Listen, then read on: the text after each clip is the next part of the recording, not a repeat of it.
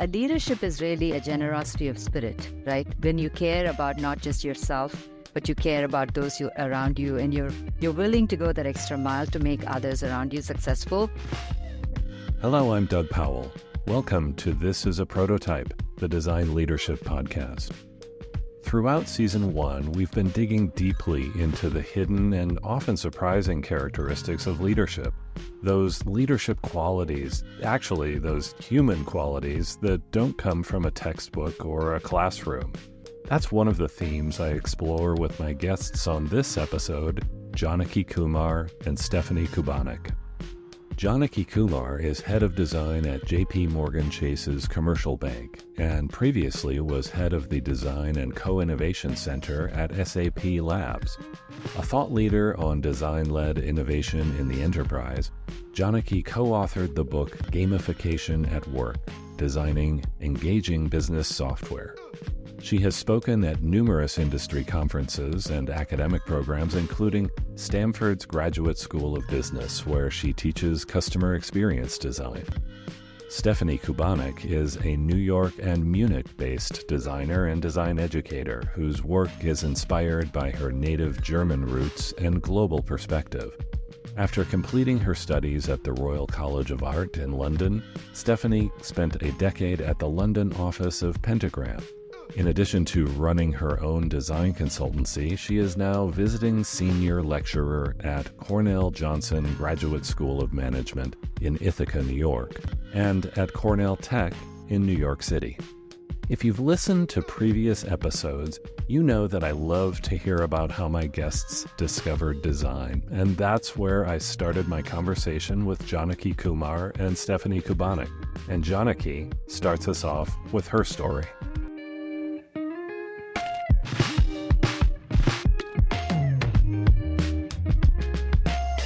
I started in the field of design before I knew there was such a field as design or human-computer interaction. So I did a bachelor's in finance and simultaneously also did a diploma in computer programming. I also did a master's in finance and business. And right after that, my job was to implement financial software and train users in how to use the software, customize the software, as well as, do some reporting and whatnot. And I found that the thing that I most enjoyed about my job was to make the software usable to people, right? So I think when I came to Boston University and I was considering whether to do a PhD or another master's, the counselor mentioned that there was this program called Information Systems in the School of Business, taught by computer science professors and design students, and it's going to be project-based.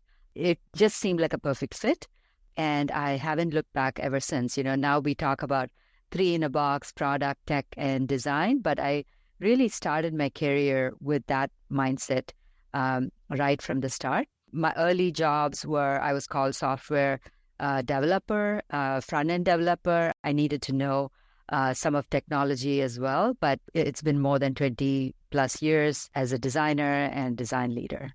So that's how I got into design.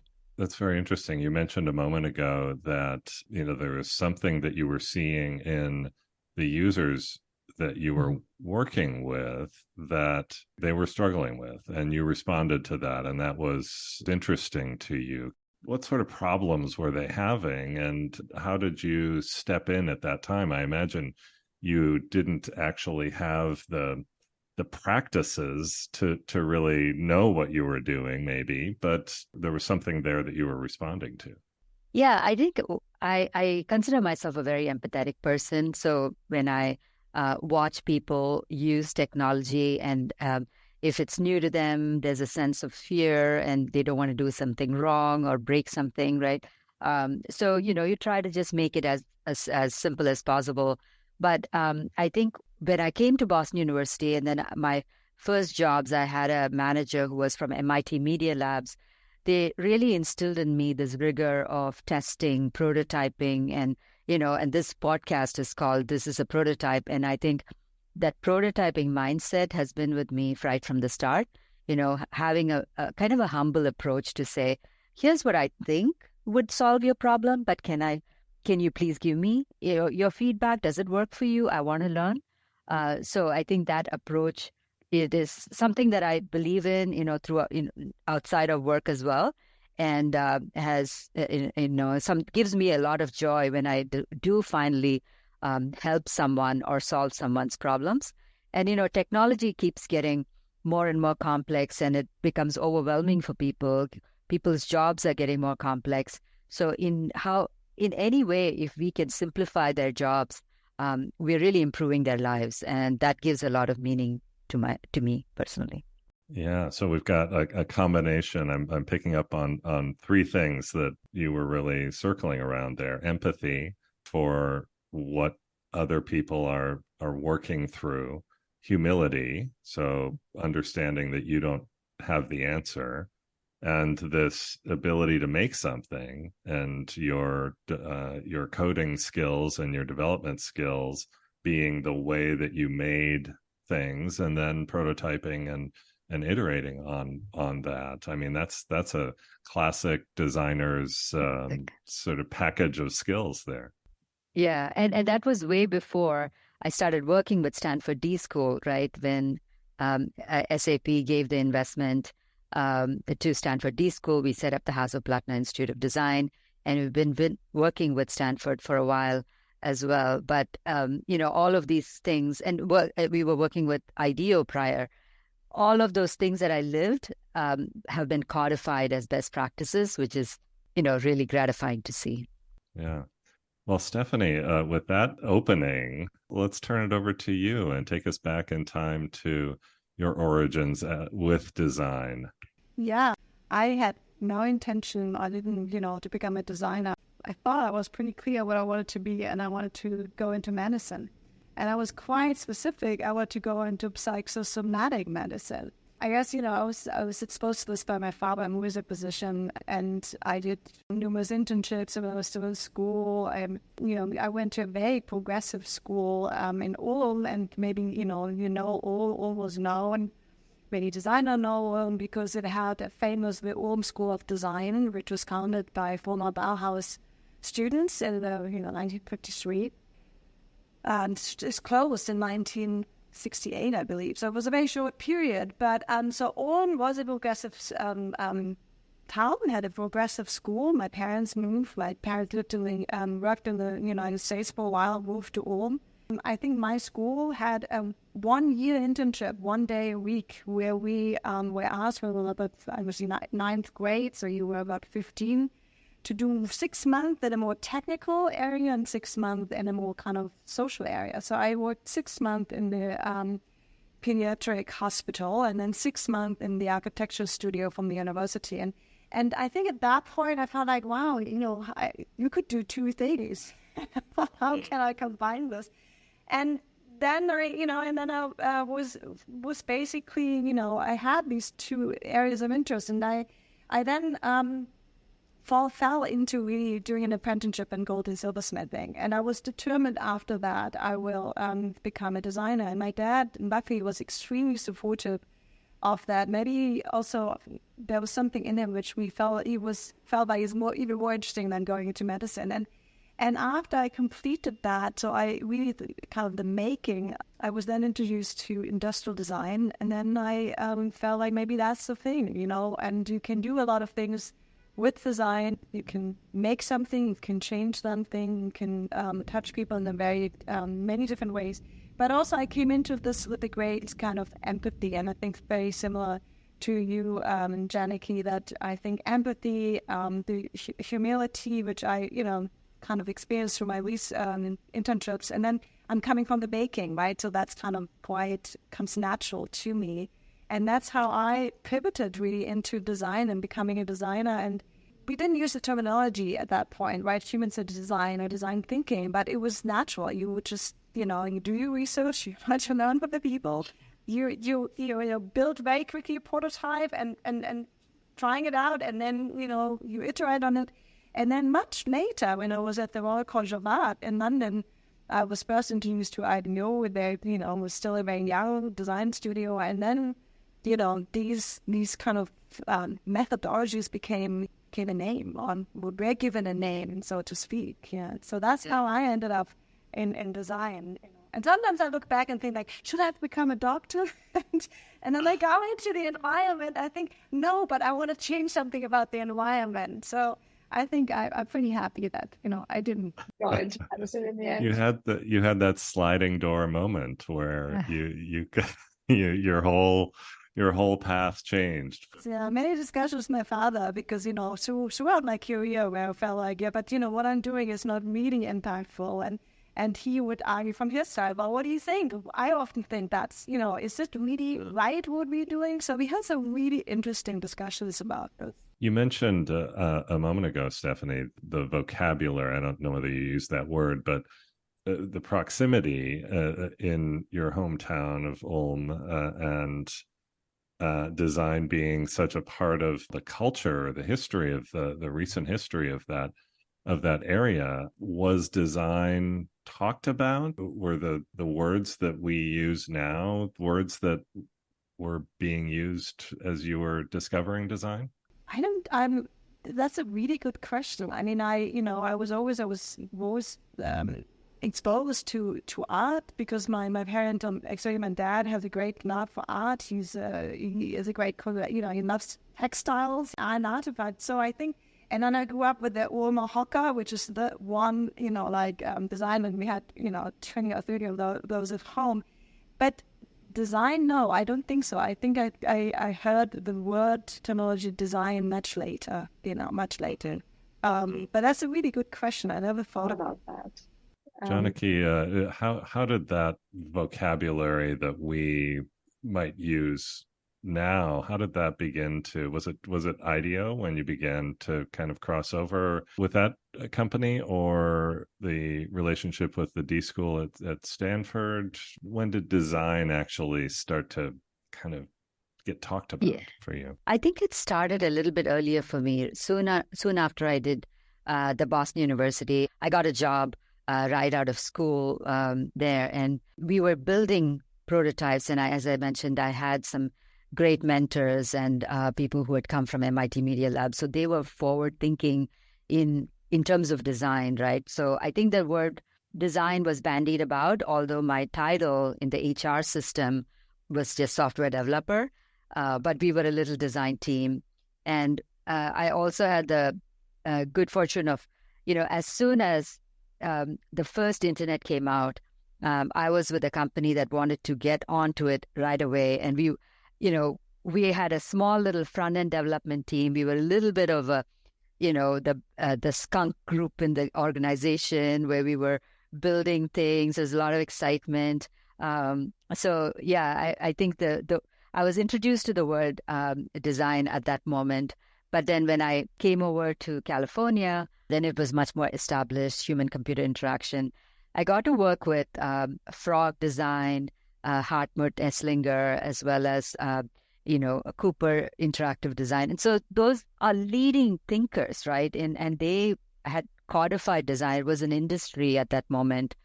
So I was very fortunate to be surrounded by people who had been many steps ahead of me, so I could learn from them. And to hear you talk about that moment when the internet became the thing, and you were in that place in an organization that needed to prioritize it, and wow, what an opportune moment as stepping into your career.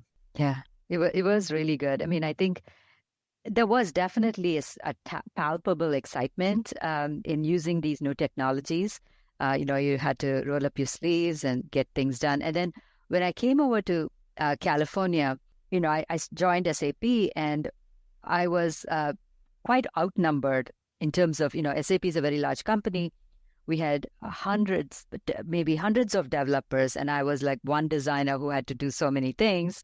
And I remember at that moment, we started to get some contractors and other folks, people who are not traditional designers, but who are interested in design, who can kind of lend a hand, and started to grow my team, even though I was not a leader at that moment.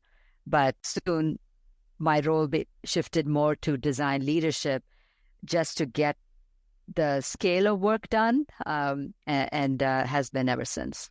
Well, let's pick up that thread then, and that idea of when we begin to become leaders. And you said something interesting there, Janaki. It wasn't a leadership role, but yet you were beginning to become a leader in that moment. I'm curious, Stefanie, are there moments, maybe even a moment, where you can remember your first experiences as a leader, kind of making that move from being a maker to a leader? Yeah, I've been thinking about that a little bit, and I think I had a moment of that because I moved into industrial design, product design, and then for many years I worked for Pentagram. At that point, I worked for Pentagram in the London office as well as the New York office, but I worked for my former professor of mine, Daniel Wyam, who was a partner in the London office. Pentagram is a very flat system, right? So when you would maybe, be approached, or you would maybe, think about moving on, often you were asked, so how many people do you have in your team? How many people do you lead? And I always felt like, well, it's not the way Pentagram is. And it was very hard to explain. I always felt like almost I had to apologize. I said, no, I have not led a team because that's not how we work, right? And then he called me up one day and said, like, okay, they started a new design school in Bolzano, which is northern part of Italy, and I think you should apply. And I was shocked, right? Because I felt, do I know enough? Can I do this? And he just told me, you gotta apply. And actually I did. And it was, I got the job, and they basically, and I knew quite a few other people got the job because they basically started this new design school. And then started to teach. And I think at that point, when I basically was in the classroom and I was, leading this group of students and I would organize it as a studio, I suddenly felt like, yes, no, I think you can also, this is one form of leadership. But what I realized later, when I would apply for a corporate job, that people wouldn't understand that. And that really was frustrating because I felt like it was only measured if you are in a company and you have so many people. So I felt like that, that people couldn't understand about leading a bunch of students, it is a big job. And for me, it was really a moment of like, no, I am, I'm leading now versus just making. Now, I want to pick up that thread that Stefanie just mentioned. I think leadership, I define leadership to any, my team, juniors who say, how can I become a leader? I say, a leadership is really a generosity of spirit, right? When you care about not just yourself, but you care about those around you, and you're willing to go that extra mile to make others around you successful. When you exhibit that mindset, it becomes clear that you are ready for leadership. And I like to see people step into that role even before they get the formalized title, because it just, you get more of a sense of what that feels like and whether you're a right fit for it. There are many people who can be individual contributors because they love the craft of design. And I think that's perfectly okay, and I respect that. And then it becomes a burden for them to just, have to do the management and administration of leadership and traditional design management as well. And that's totally perfectly okay. And having the self-awareness and as a leader, I want to make space for both. There's no one right way. But I define leadership as someone who has a generosity of spirit. And you can exhibit leadership in so many different ways in your communities, in your personal life, as well as at work, in the workplace. Yeah, that's very beautiful what you said, I think. And I totally agree with it, because I think also when you lead or when you teach, right, you have to be extremely generous, because you are helping someone to thrive, right? You're giving, I would say in teaching, you give a lot of ideas away, and you have to be okay with that. And you have to then celebrate that someone takes this idea and makes something with this idea, and not claiming it back, right? And I think that requires a certain level of maybe maturity, but also, as you said, a certain mindset that you say, I'm thriving because you're thriving. I'm becoming a leader. I need to better be led and to better also lead, right? And I think I learned so much in that, and every day I learn that also for my own kind of leadership, role as well. But yes, generosity is the right way of phrasing it. I love where that went very naturally there. Stefanie, you mentioned how unexpected it was when you took that first academic role. Can you tell us a bit more about that? It was a huge learning curve because I've never done it before, but also quite a few other people never have done it before, and they were looking for practitioners. And so they really wanted to have people who are in the field, who are working. And so we did this crazy thing of, coming from different areas in Europe, and always on a Sunday I would get on a plane, on a train, in a car. So easy to get to. And to be there for 2 days, it was a very safe environment, would all share what went well and what didn't. So it was an intense, but also it gave me the opportunity to learn and to ask for help and to grow. And I think that was, I'm very grateful for that. That is so tricky, right? I think you're so fortunate that in retrospect, it all worked out. They really encouraged you to apply, and the way you're describing it, they almost insisted that you do so, right? And I want to be a mentor, and I really love to mentor and grow the talent around me. But there is a fine balance I have to strike, right? Like if someone I see that they have the potential and I see that they can do it. And sometimes if they are hesitant, I don't push any further, right? So I just wonder, have you ever faced those situations where on the other side, as being a mentor to someone else who has a potential for growth, but that needs that extra push? Yeah, I think, I think you're absolutely right. And I think, also, experience is the other way around. But I look at, maybe the people I work with, people who are younger, less experienced, but they're like little plants, right? And you need to nurture them. You need to let them do it in their own time. You're just there, right? And if they're not ready, they're not ready. But the most important thing is that you believe in them, and then you whether it's today, tomorrow, or in a few years, and that they know they can always come back, and they don't have to deliver to you. They only have to deliver to themselves. And I think you have to be patient, and I think that's one thing I learned. You have to be patient, and you never can say, this person is much quicker than this person, and that's why they, maybe are better or more successful.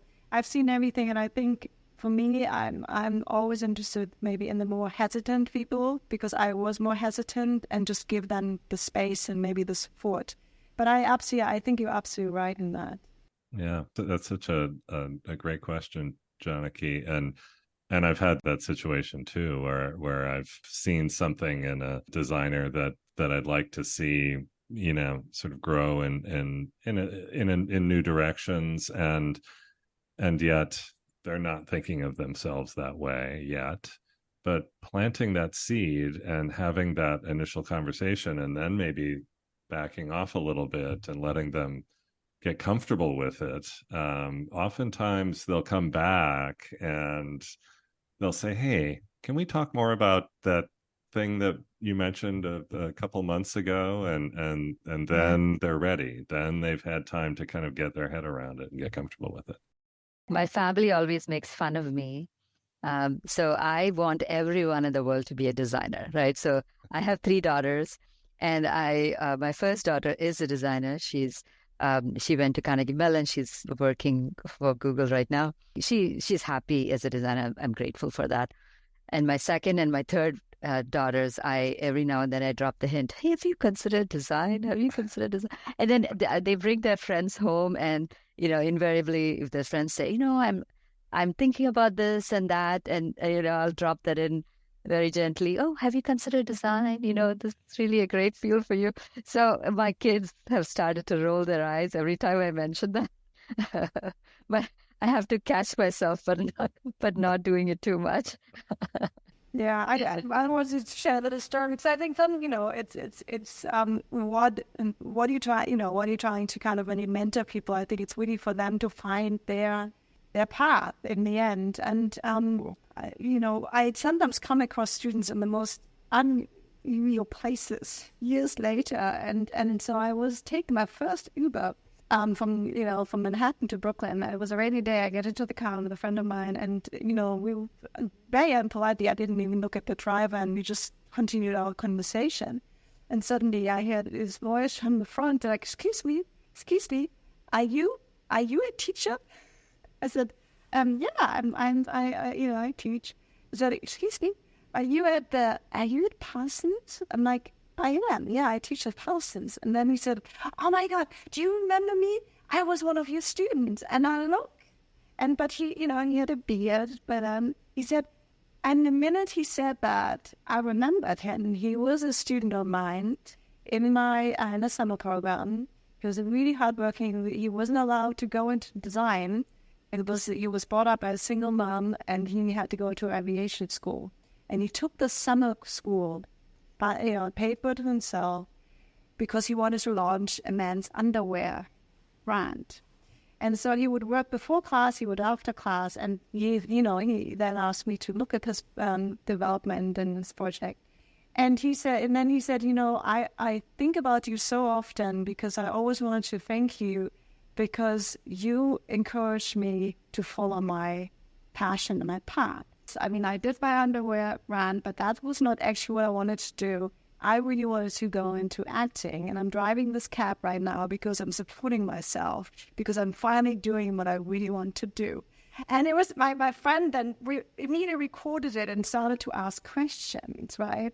And it was so out of place years after he was in my class. And I found, okay, he didn't become a designer, that's good.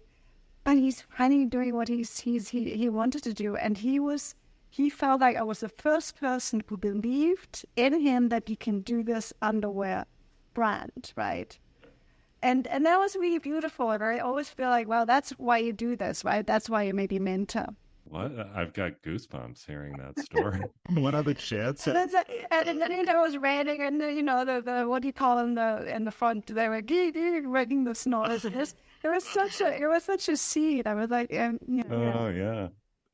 I think we've established this. You've both sort of traveled very different life and career journeys, and yet you both have this cross-cultural quality experience, born and raised in different countries, working now, living in countries, raising families in different countries, and I'm wondering if there's something about that cross-culturalism that feeds into how you are as designers and as leaders. If there's a point of view that you have that is unique to that background, that informs that. Janaki, anything you think? Absolutely. So, I grew up in South India in Chennai, and then I came to Boston, stayed in Washington, D.C., I'm in California.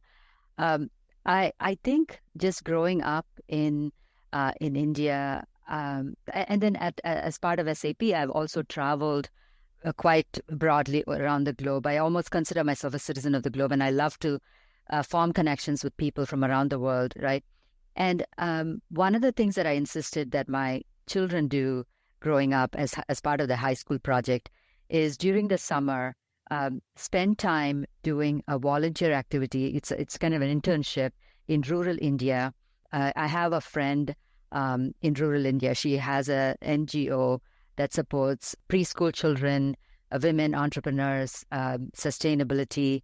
And so she is always inviting interns from around the world. So I, during that formative high school years, I've encouraged, almost insisted my kids do that internship there.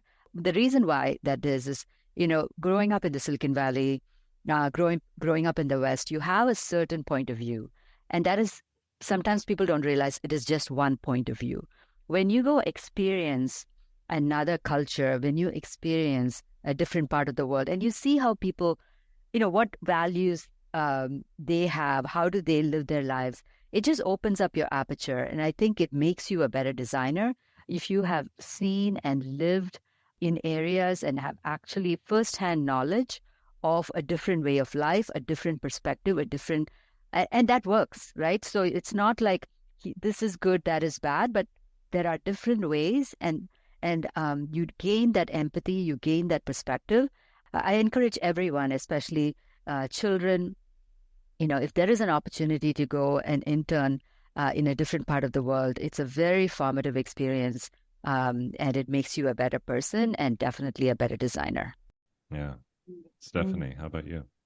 Yeah, I mean, I very much agree with that. I feel I'm extremely fortunate, right, that I had parents who encouraged me to travel, who encouraged me to study abroad, to move abroad, and had great joy in following, as my journey as well. So I think traveling and living in different places is really a source of inspiration, but also you build a lot of knowledge. I think it makes you also humble, because I think it's so easy to just be in your own bubble. So I think that's why, when you often say, traveling is bad, I always say, well, that's easy to say from my perspective because I traveled a lot. I do agree. I think it's really important that young people do travel, that they travel to get to know other cultures and to get out of their comfort zone as well. And I think living in other places, you also experience sometimes the loneliness. You experience that you have to be very tolerant. In order to maybe be surrounded by people, and I think it teaches you and to be open, right, and to be also welcoming. So I realize that sometimes in comparison maybe to friends who never left the country, this kind of sensibility that you bring people in who may be new to a town. I just have that. I don't even think about that because I know how important it is when you basically move abroad and you are all by yourself, right? So I think, yes, I think it makes you a better designer, but I think it makes you a better anything, right? Whether you're in business, whether you're an engineer, it doesn't matter. I think it just opens you up to the problems of the world, but also to the opportunities, in the world. Don Norman's latest book, talks about humanity-centered design. We invited him to JPMC yesterday to give a talk on the topic, and we had a nice dialogue. He has these principles for human-centered design and humanity-centered design, and one of the differences is the co-creation. So he wants designers to go and be facilitators, to invite people who really need the solutions. And this is for, let's say you're going to a different country and you're trying to solve a problem there. Don't just come up with the idea and just impose it on the community, but rather find ways to facilitate the community to be part of that solution and let that ideas flow from there. And so that is one of his principles of how to, practice humanity-centered design, which I think is so important, right? Because, the opposite of that is colonialization, where you're pretty much think that you have one way that's the best way and try to paint the whole world with one broad brush, right? And that can lead to bad consequences, right? And going forward, if we as designers get a little bit more attuned to the fact that, let's just take a look at the world from this perspective, and maybe there's even a better solution than the one that I came up with. I think it's time to do that as a field. Yeah, taking a look, but because I think there's we are all, and especially, the next generation is growing up in a very virtual world. So I can see really the change over the many years I've taught about that our observation skills have really declined, right? And so I am trying to tell the students also, maybe interns we have in our studio, that you can hone the skill by just doing little, exercises, maybe not taking your phone out, maybe just observing people, because we are, and I think that's why traveling puts you right into it, right? And as you said, your recommendation for your daughters at an early age, I think this is so important, and it will probably be an experience for life, which I think, more than ever now it's important, probably, with living in such a digital. I wanted to pick up that thread about digital, right? I totally agree with you. I think the powers of observations are powers of observation. They're a muscle that we have to continuously practice and strengthen. How do you think living in a virtual or a digital world reduces or kind of hampers our powers of observation? I think it's maybe also weird that one doesn't trust their own observation skills, right? That we trust more what we find, your secondary in your information research than maybe our own observation skills. I get this question a lot also by students when I ask them to, contextual inquiry, and it's just a few people and not the many, right? I said, well, you need to trust yourself that you will, if you observe well, that it will give you some clues, and you also have to carefully, select that you are making sure that you observe different stakeholders, for example. But I think so I do think that we, as you said, it's a muscle, we have to train it, and it's also comes along with curiosity, right? To really being curious. And it's interesting for some reasons, I think, and I don't have children myself, but I have great joy with the children of my friends and my nephews and nieces, that the majority of children come into this world and they're extremely curious, right? They see that minute little kind of thing on the floor, and it teaches you a lot, right? Because you don't see this anymore. And then along somewhere that gets lost, right? Some people stay curious, but, and with that along, we also, for some extent, lose our creativity. And then the creative confidence as well. And I think inspiring people and encouraging people to say, be curious, look around, ask questions. Why are the things there the way they are? Look for reference. It will tell you a lot more than just, staring in your phone. So, but you have to, you just have to act. You need to be very active. Consciously, you have to do this. That's and Stefanie, you're spending so much time with your students. Give us the profile. You're teaching in primarily, for the most part, non-designers, and many of them are in business school. Give us a little bit of a profile of the students you're working with and how you approach bringing design to them. Well, I pivoted, right, from teaching design students for many years to then really to then move into teaching students who don't have a design background, and I find that incredibly interesting. It keeps you on my toes as well, because a lot of my students, they come from areas, from professions that I have no idea about. And I think it's really important also that I feel that they maybe understand better the role of design and want and pulling in designers as well earlier than later. So the students have backgrounds like, computer science, engineering, accounting, marketing. I also have a few students who go back to business school who come from the healthcare sector, which is also very interesting. And but the nice thing is, because to the lecture, I have a very mixed group, right? And they're all doing an MBA, but they're coming from different directions.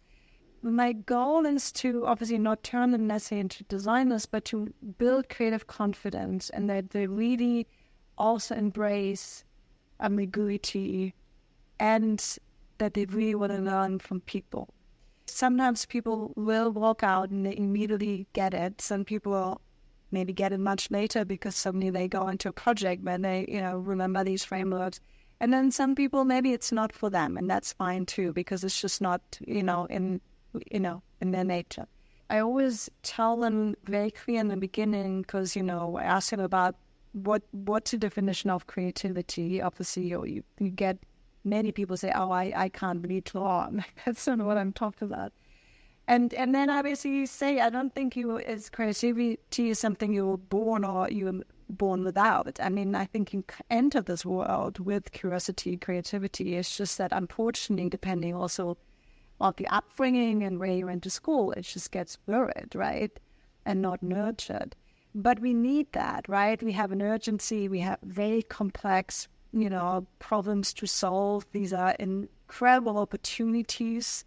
And we need a different mindset, and we need to do this together, and it can't just be compartmentalized. I give them permission to be creative. I give them permission to experiment with the creative thinking. I give them permission to think blue sky, and I give them permission to play. And my hope is, it's a very short class, that they take something with them which they hopefully take into their next job. But I also think that a lot of the companies, and that's why it's so fascinating, Janaki, that, where you are, that companies now building these innovation design departments, and they're asking for that skill set. I mean, that's why business schools are offering it now. It's because it's on demand, right? And not because they think it's a nice offer. Yeah. I mean, I have a similar experience as well. So I've been associating with the graduate business school at Stanford, where they have something called the LEAD program, which is an executive education program for people who have a job, right? So they are part of a company, but then they take the executive leadership LEAD program. And I partnered with a professor and teach a course called Customer Experience Design from a neuroscience perspective. And the idea there is sometimes as designers, we come up with some great ideas, right? But it's in order to make change, you also have to work with your stakeholders to influence that change. So what is the neuroscience behind being a change maker? And what are the skill sets and strategies do you need to take that? So we kind of partner together, which is very interesting. We teach them the design thinking methodology to problem finding, problem solving, and then they come up with an idea that they really love, and now they have to sell it within the organization or to their customers as well. I also enjoy when they have no experience with design or design thinking, and I have the pleasure, the privilege, and the opportunity to introduce the powers of design thinking to this group.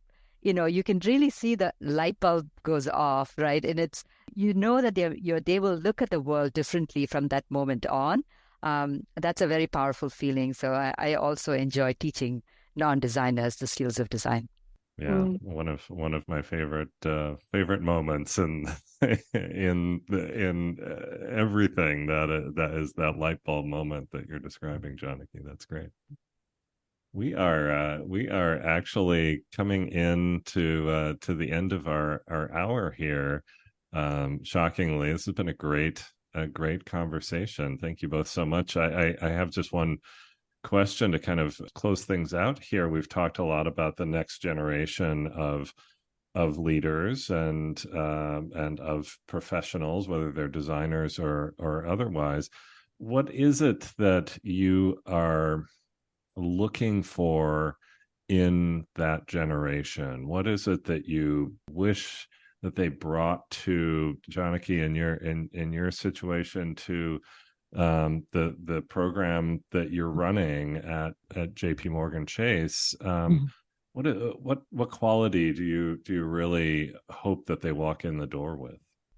Yeah, I think, Stefanie, you spoke about curiosity, and I think that curiosity is such a fundamental skill set that allows people to learn. I'm looking for people who have the design skill set, right? So that is a baseline expectation.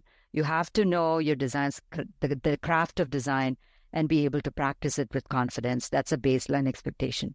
But over and above that, we have to work in complex domains. In financial services, there are regulations, there are new technologies that we have to learn. So you're never done learning. You have to be ready to approach new ambiguous technologies, new ambiguous domains, with a sense of confidence that you have the learning mindset in order to make the meaningful progress. And, again, the empathy is a great way. If you don't know it, you can always learn from by observing others as well. So the curiosity, empathy are really something that people need to come into the door with, along with their design skill sets. Yeah. Stefanie, anything you want to pick up on there? Yeah, I mean, definitely curiosity, but I also think they, this generation, and I think we have to be careful because, I'm the students I teach are when you're very privileged, but even more so, their responsibilities have been bigger, and it's becoming even bigger, because I think their responsibility is really because I've given the opportunity to be very well educated, and they come from different cultures and countries. that they are understanding the power of collaboration. They are understanding the power of different cultures, coming at it something with different perspectives. And that's kind of what really designers and what we're trying to teach them as well. But also I see that in our studio where I have, design students, and vice versa. I think they need to be taught in a different way as well.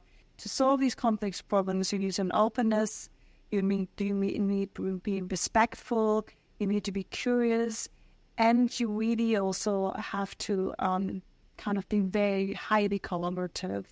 And I think also generous, right? With also being also a mentor to one another, but also to then walk the talk and really look after the community. I feel, especially in business school, I feel it's incredibly important to make them aware of that, because as I say, they go out with huge salaries, and I always think that comes with a responsibility as well. That's great. We really circled around some very common themes from different angles there. That's really lovely, and that notion of generosity being kind of a common thread through the whole conversation. So thank you for that. I really enjoyed speaking with you and getting to know you, Stefanie. Same here. Janaki, thank you, Doug. I was very reluctant because of like imposter syndrome. But when I, heard that I would be, speaking together with you, Janaki, I basically said, okay, I can do this. And now I go like, yes, that was great. So I'd love to, stay in touch. This has been really wonderful. That's great that would come out of this, both conquering your imposter syndrome, Stefanie, and also introducing the two of you. Hopefully you'll be able to stay in touch. Once again, thank you. I'm so grateful for your time and your wisdom and your great stories. Thank you, Doug. Bye. That's all for this episode of This is a Prototype, the Design Leadership Podcast. Special thanks to Scott Leach of Brand Speak Communications for his production assistance, and to Graham Barton for his original theme music. I'd love for you to help me grow the audience for this podcast by liking and following it on your favorite podcast platform.